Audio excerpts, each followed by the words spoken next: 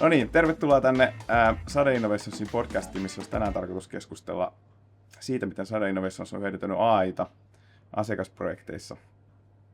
Itse olen Sade Innovationsin CTO Tero Nuström, ja sen lisäksi meillä on täällä Mikko Tapaninen, meidän yksi senior-spesialisteista, yksi pitkäaikaisemmasta AI-kehitystä tehneistä kehittäjistä, ja toinen kanssa pitkään aikaan hommia tehnyt kehittäjä Joni Uitto. Me ollaan tässä pitkään tuollakin vuodesta 2023 hyödynnetty AI:ta ihan jatkuvasti kaikissa meidän asiakasprojekteissa. Mehän tehdään siis paljon projekteja, softakehitysprojekteja, isoja pilvipalveluita, IoT-kokonaisuuksia. Ja ajateltiin, että voitaisiin tänään tuoda nyt vähän esiin sitä, että mitä AI tarkoittaa niin kuin käytännössä meidän asiakkaille. Ja tässä kun tätä asiaa pohdittiin, niin päädyttiin tämmöiseen ajatukseen, että me rakennettaisiin tämä keskustelu sen ympärille, että se mikä aikaisemmin kesti tunnin, tai mitä pystyy tekemään tunnissa, niin nyt siinä samassa tunnissa pystyy tekemään suurin piirtein päivän hommat, ja päivässä pystyy tekemään viikon hommat, noin niin kuin kärjistäen. Miten me AI:ta oikeasti hyödynnetään, miten paljon se tuo tehokkuutta lisää? Mitäs Mikko näkee, niin kuin, jos ajattelee ihan nyt koodaustyötä ja koodin kehittämistä, niin miten paljon AI? Mä äsken sanoin, että päivä on muuttunut viikoksi ja viikko kuukaudeksi, mutta miten sä näet asian? No kyllä se itse asiassa aika lähellä meneekin, jos lähtisi puhtaasti ajattelemaan, mitä saa päivässä aikaa verrattuna jotain vuosia sitten, kun manuaalisesti koodailin. Hyötysuhde on suunnilleen jotain tämmöistä, puhutaan kertaa 5 about-luokkaa, miten paljon niin tehokkaammat homma on. Jos Joni sitten näkee, jos ajattelee niin kuin oma kokemus ja softaakin, me kehitetään Sadella tosi monenlaista softaa, tehdään ihan low-level softaa, pilvisoftaa, käyttöliittymäsoftaa. Miten teillä on kummallakin kokemuksia, onko näkö jotain eroja siinä, että mitä tehdään koodausmielessä ja onko hyviä ja huonoja kokemuksia, jotain tosi hyviä esimerkkejä, että oli ihan todella yllättynyt AI:n tuomasta tehokkuudesta tai jotain semmoista, että ei mennytkään ihan putkeen. Kyllä siihen selvästi vaikuttaa tavallaan tämän projektin tuoreus tai käytettävät teknologiat. Että tietyt on tutumpia tekoälylle ja sitten tällaiset vanhemmat projektit, joissa saattaa olla vanhempaa teknologiaa tai muuta, tai sitten se on tehty hieman hassulla tavalla, mikä ei ole siellä koulutusmateriaalissa välttämättä niin yleisesti esillä, niin niissä helposti menee, niin kuin hieman tippuu se kerroin siinä, kuinka paljon AI:lla saa päivässä aikaa. Että se vaikuttaa huomattavasti kyllä, minkälaista projektia rakentaa ja missä osassa sitä projektia. Että työkaverit on sanonut, että siellä raudan lähellä niin ei ehkä ihan niin paljon saa tehoja irti kuin vastaavasti UI:n puolella tai web-applikaatioissa, joita nyt on maailma täynnä. Ja tietenkin sitten koulutusmateriaalista löytyy aika paljon enemmän edustusta. Joo.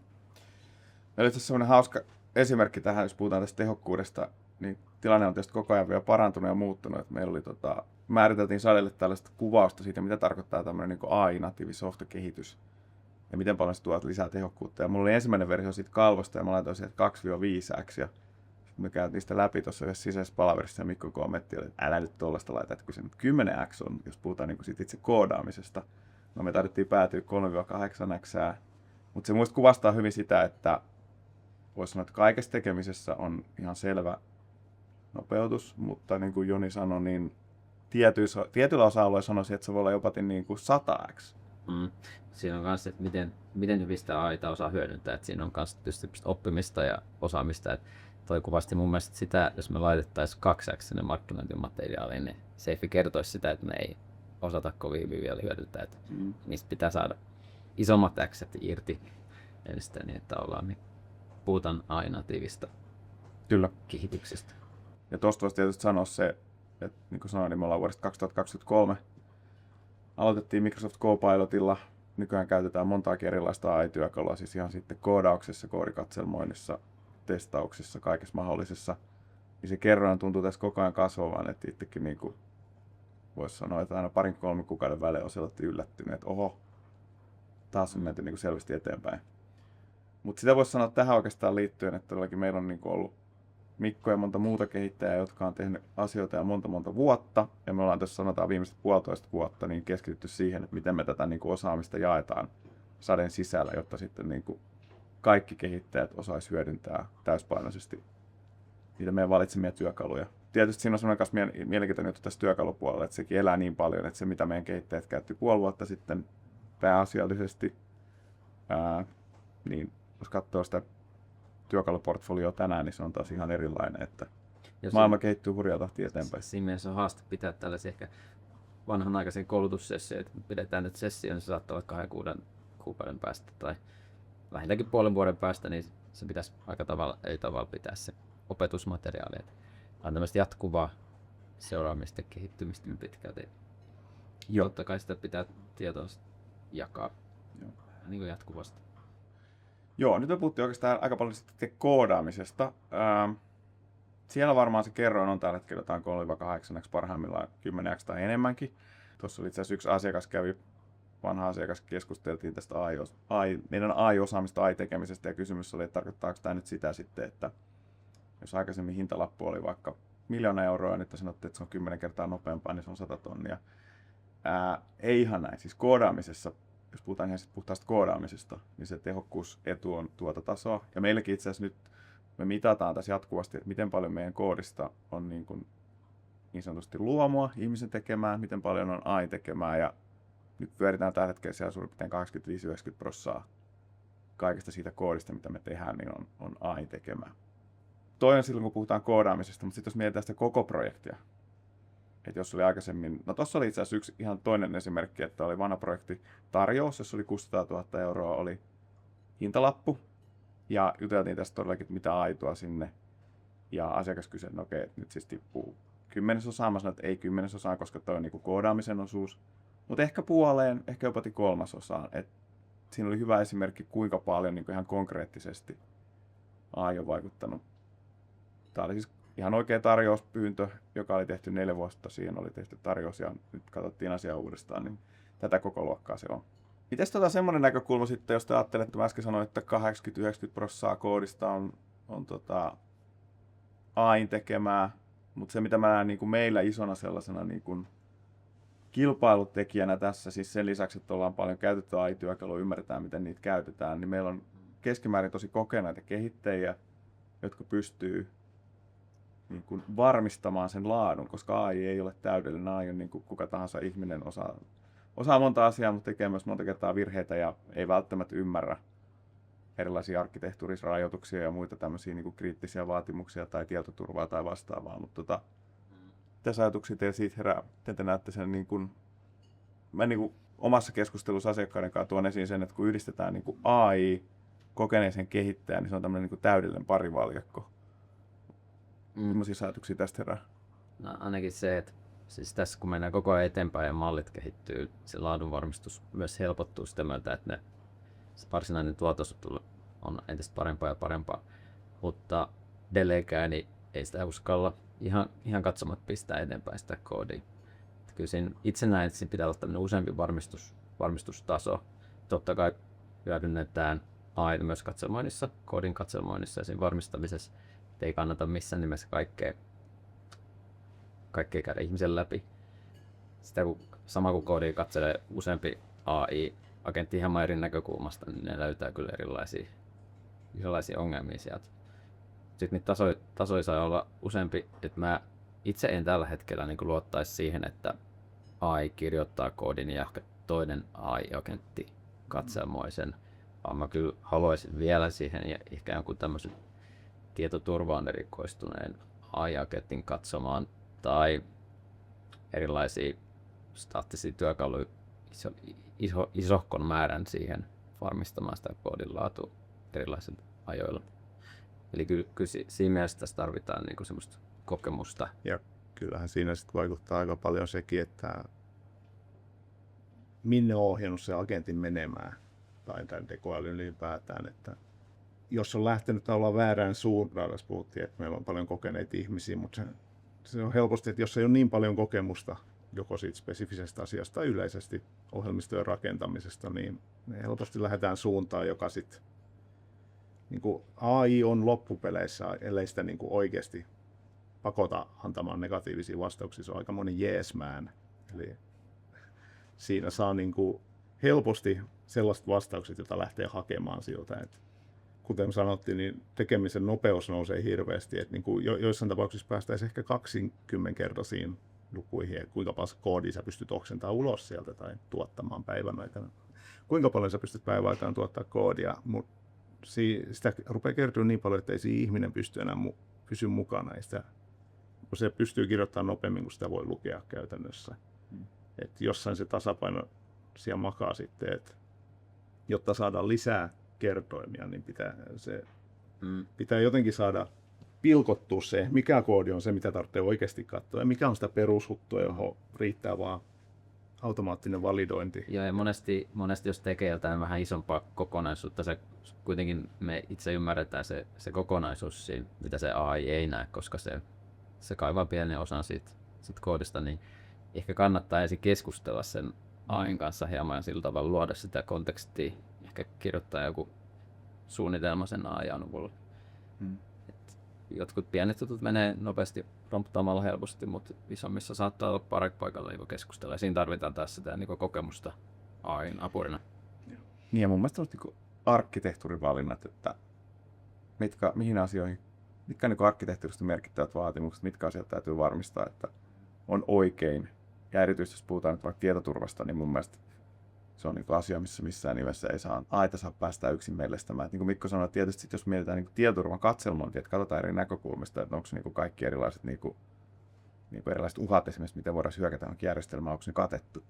Sellaiseen joku AI, joka on optimoitu semmoisten asioiden löytämiseen, on tosi hyvä. Mutta se, että sä oot ekaksi saanut sen toteuttamaan sen oikein ja ottamaan nämä erilaiset näkökulmat huomioon ja miettimään, että mitä just tässä asiakastapauksessa pitää esimerkiksi tietoturvan tai skaalautuvuuden tai muun tällaisen asian osalta tehdä, jotta se oikeasti toimii sitten tuotannossa ja tulevaisuudessa. Ja ehkä aina iso riski mun näkökulmasta on se, että kun sä koet semmoisen vauhdin hurman ja oho, tästä tuli hirveästi kaikkea valmista ja oot tosi tyytyväinen, että saat sen lopputuloksen sut nopeasti, niin onko se lopputulos sitten oikeasti laadukas, niin siinä mun mielestä näkyy se kokemus. Sä pystyt varmistamaan oman osaamisesi kautta, että AI ei ole tehnyt mitään huonoja valintoja, jotka sitten tulee ampumaan sua jalkaa hetken päästä. Kyllä, se on juurikin näin. Mekin käytetään useampia teknologioita ja välillä joudutaan käyttää teknologioita, jotka ei ole itsellekään välttämättä niin tuttuja, niin siinä helposti onnistuu rakentaa itselleen tällaisia tietysorttisia vinoumia, että jos tekee paljon tiettyjä projekteja, jossa AI toimii tosi hyvin ja siinä on esimerkiksi kirjastot ja työkalut, jotka automaattisesti tuo tietynsorttista tietoturvaa ja tällaista ja AI tekee hyvää jälkeen. Että jos sä katot, käyt kaiken läpi ja oot jutellut siitä, niin kaikki näyttää hyvältä ja se on ihan priimakamaa, mitä se on tuottanut. Ja sitten joudutaan vaihtaa projektiin, jossa on eri työkalut, eri teknologiat ja vähän eri ymmärrystaso. Niin voi olla, että siellä ei automaattisesti se AI tuo mukanaan sinne koodiin niitä samoja tietoturvamekanismeja ja kaikkea tätä. Ja jos se on itsellekin vielä vähän tuntematon alusta, niin siinä on helppo paikka tavallaan sokeutua sille. Jos itse tekee käsin, niin joutuu aina miettimään tavallaan ennen muinoin. Silloin kauan sitten, pari vuotta sitten, joutui miettimään kaikki nämä kysymykset aina jokaisen teknologian kohdalla, mutta koska aina sä voit sanoa, että bootstrappaa tämä, niin sitten tulee projektin pohjat valmiiksi ja voi olla, että jää jotain huomioimatta. Täytyy olla aika varovainen. Mutta semmoinen ehkä vielä tähän loppuun voisi ajatella pari asiaa, mitä mä haluaisin ainakin nostaa vielä, mitä AI on oikeasti tuonut Sadelle. Jos ajattelee meidän asiakkaan näkökulmasta, niin se, että ollaan paljon puhuttu tässä, että kuinka paljon se nopeuttaa sitä koodausta, se on tietysti se pääasia, missä se auttaa tosi monessa muussakin asiassa projektin kehittämisessä, mietitään vaikka ihan vaatimusten analysointia ja tällaista konseptointia ja tämän tyyppisiä juttuja. Mutta sitten jos miettii ihan oikeasti loppuasiakkaan näkökulmasta, mitä sen meidän näkemyksen mukaan nyt AI tuo tullessaan, niin ehkä isoin asia yksinkertaisesti on se, että sellaiset projektit, mitkä aikaisemmin ei ollut taloudellisesti mitenkään mielekkäitä asiakkaille, niin niistä yhtäkkiä tuleekin mielekkäitä. Et jos aikaisemmin maksoi 500 000, nyt se maksaa 200 tonnia, lopputulos on kuitenkin lisäarvon tuottamisen kannalta ihan sama. Se voi hyvin olla, että siihen 500 tonnia ei ollut business case siitä, asiakkaalle ei ollut siihen varaa, vaikka se olisi ollutkin ehkä järkevä investointi. Nyt sitten kun se on 200 tonnia, niin se on yhtäkkiä onkin sitten muuttunut järkeväksi. Ja tässä meillä on paljon sisäistä keskustelua, jos miettii tätä meidän koko alaa, mitä AI tuo tullessaan, niin meidän kyllä vahva näkemys on se, että sen takia, että kun AI:lla pystytään tekemään projekteja, mitä aikaisemmin ei ollut mahdollista tehdä, niin tämä työmäärä, mitä tällä alalla on, niin tuleekin kasvamaan niin paljon, että vaikka se onkin 2, 3, 4, ehkä tulevaisuudessa koko projektin kannalta 5 kertaa nopeampaa AI kuin ennen, niin silti sitä tekemistä tulee olemaan moninkertaisesti lisää. Ollaan tässä tietyssä mielessä vielä aika aikaisessa vaiheessa, että sanoitte, että toi päivä on, tai tunti on päivä ja päivä on viikko ja ehkä viikko on kuukausi, niin ehkä tarkkakorvaisimmat tässä huomaa, että nämä kertoimet tippuu koko ajan. Ei ehkä tarkoituksellisesti, mutta mä mietin, että kun mennään pidempiin skaaloihin, muuttuuko kuukausi neljännesvuodeksi?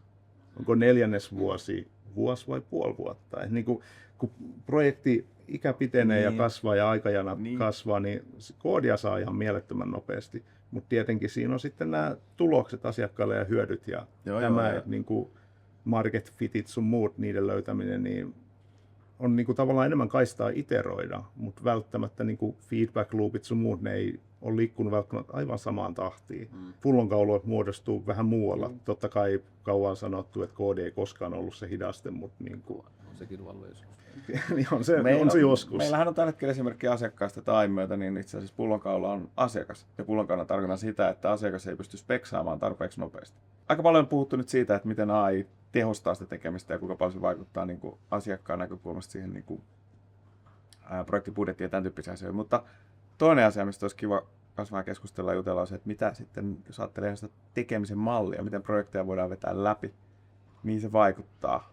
Siinä yksi hyvä esimerkki on tällainen, kuinka paljon suunnitellaan asioita versus kuinka paljon vaan tehdään. Mä oon itse aina kokenut sen, että mä oon aika huono etukäteen suunnittelemaan kovin pitkälle sitä projektia, että miten joku tietty asia tehdään.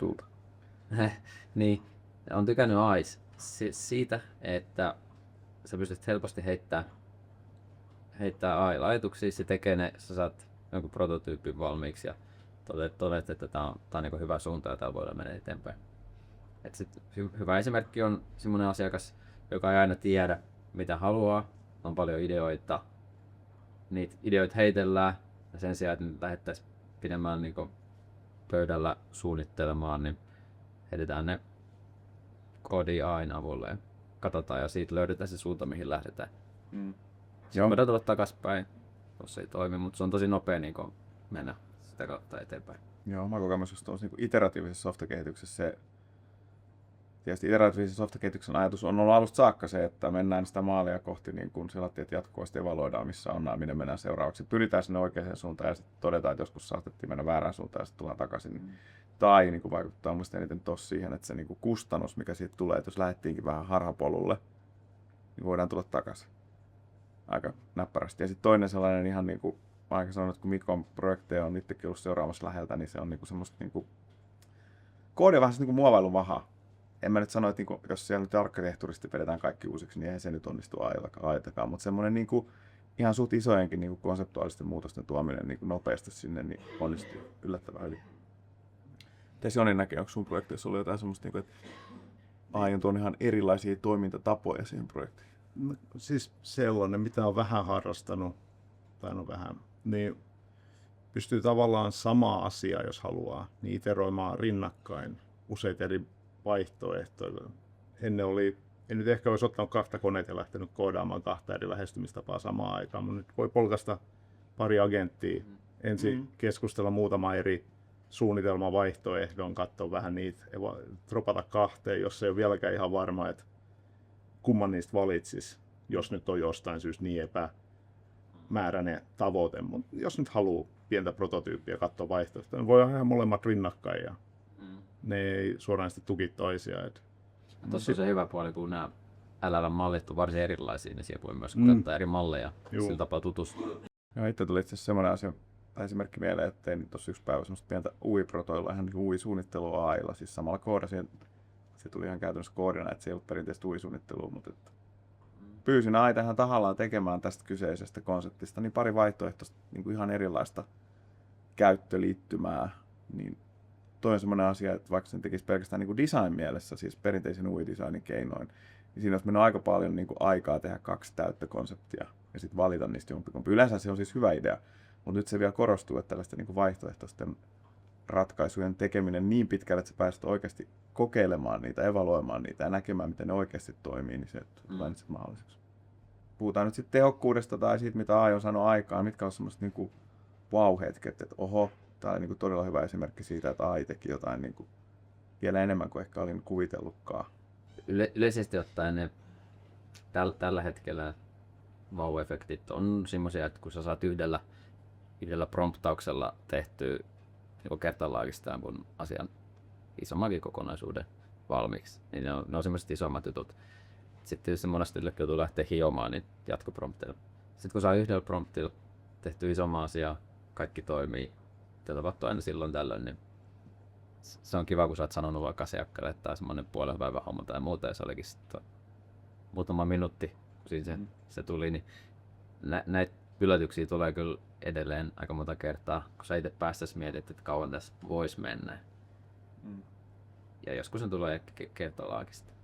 Mulla on ehkä tämä hieman teknisempi. Mä olin hieman huolissani tuolla alkupuolella, että miten tällaista niin kuin tasaista työtä se AI tavallaan tuottaa, mikä on se outputin vaihtelevuus.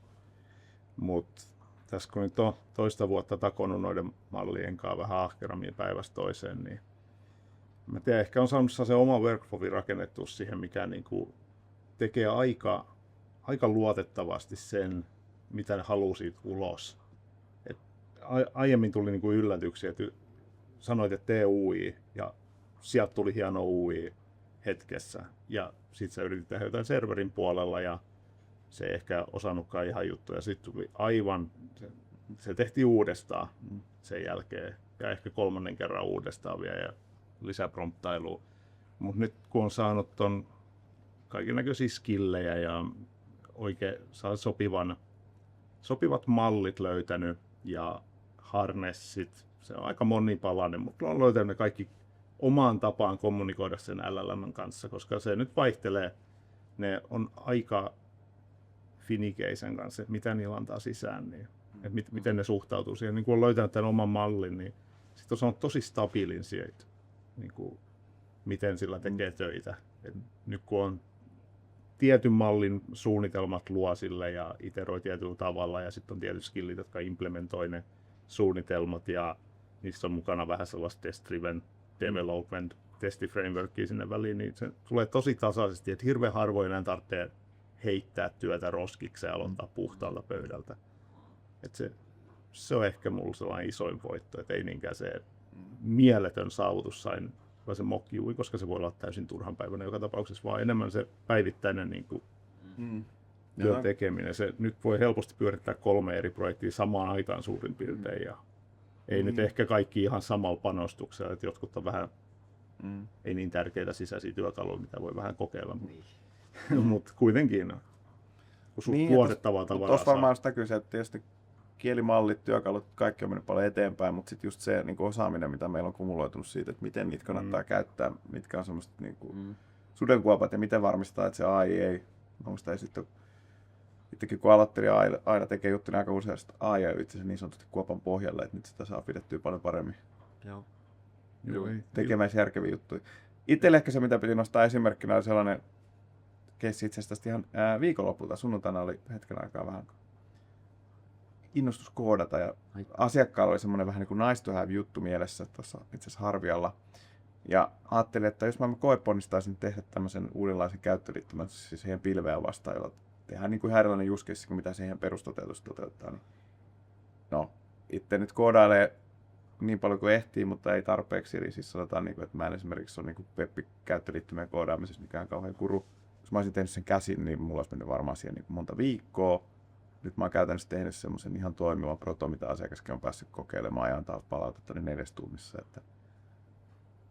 Siitä mä väitän sen, että se tuli 4 tunnissa, niin oli yhdistelmä sitä, että AI-mallit on hyviä, työkalut on hyviä, mutta mulla oli selkeä visio, mitä mä halusin siltä. Ihan siitä niin kuin teknisestä näkökulmasta osasin ohjeistaa sen AI plus niin kuin käyttäjätarve ja se niin kuin käyttöliittymän tyyli ja kaikki nekin oli niin kuin suht selviä, niin se oli niin kuin, että siinä se näkyy se, että sulla pitää olla niin kuin se selkeä kuitenkin visio-ymmärrys siitä arkkitehtuurista, mitä sä oot tekemässä, että oikeasti saat tehtyä nopeasti näyttävää ja hyvännäköistä ja laadukasta tavaraa. Kieltämättä joo, tekoäly on mullekin tuonut tällaisen niin kuin vapaa-ajan koodaamisen takaisin. Et kun ennen työpäivän jälkeen miettinyt, että okei, mulla oli silloin 0,5 tuntia aikaa jatkaa projektia tai aloittaa projekti, niin viittiinkö sitä aloittaa? Sitten sä lasket päässä, että okei, mä tarvitsen 400 puolituntista, niin se on yli vuosi. Mutta nyt voi sanoa AIlle, teet tällainen juttu ja lähteä tekemään. Nyt on tosi helppo aloittaa Et ennen tuli ehkä kerran vuodessa aloitettu yksi projekti, joka jäi pölyytyy jonnekin, kun mielenkiinto loppuu. Niin nyt voi joka viikko aloittaa uuden projektin, jonka voisi jättää pölyyntymään sinne. Et se on niin kuin lisännyt arkielämän mielenkiintoa huomattavasti. Joo, mun täytyy myös sanoa, että semmoinen niin kuvikoodaus on huomattavasti lisätä. Tähän loppuun voisi sanoa sen, että todellakin Sadella on nyt jo kohta 4 vuotta tehty AI-pohjaista kehitystä ja todellakin kokemukset on tosi positiivisia. Meillä on monia asiakasprojekteja, missä pystytään niin kuin nyt todistamaan jo, että se niin kuin tehokkuushyöty on nyt, jos koko projektia ajattelee, niin 2-3x. Ja sitä kautta on paljon projekteja, mitkä aikaisemmin ei ole millään tavalla järkeviä, nyt ne on järkeviä ja niitä tehdään.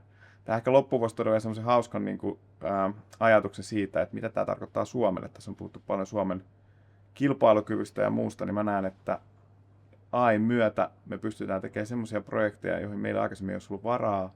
Jos aikaisemmin pitää mennä saman tien kansainvälisellä markkinoilla, nyt yhtäkkiä ne onkin Suomen markkinoillakin kannattavia hankkeita ja tehdään ne 2 Suomen markkinoilla ja sen jälkeen viedään tuonne ulkomaille, niin mä uskon, että AI:ssa on iso mahdollisuus koko Suomelle. Ja todellakin, jos kuulijoissa tai katsojissa on firmoja, joita tämä kiinnostaa aihe enemmän, niin menkää rohkeasti meidän web-sivuille ja tutustukaa meidän osaamistarjontaan, ottakaa yhteyttä, me kerrotaan mielellään sitten teille lisää. Kiitoksia. Kiitos. Kiitoksia Joni Lemmikko.